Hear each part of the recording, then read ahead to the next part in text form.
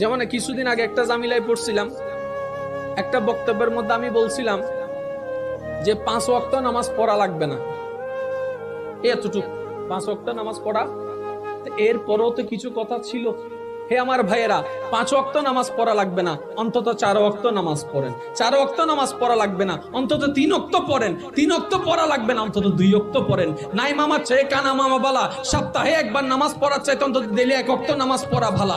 একটা ওয়াক্ত নামাজ পড়া শুরু করেন, কারণ আমার ঈমান বলে যে 1 ওয়াক্ত নামাজের প্রেমে পড়ে যাবে সে অটোমেটিক 2 ওয়াক্ত হয়ে যাবে, 3 ওয়াক্ত হয়ে যাবে, 4 ওয়াক্ত হয়ে যাবে, 5 ওয়াক্ত হয়ে যাবে। আল্লাহ চাহে তো সে একদিন তাহাজ্জুদ ওয়ালা নামাজি হয়ে যেতে পারে।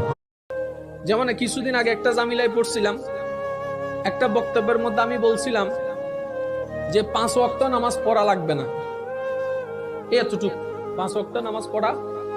এরপরও তো কিছু কথা ছিল।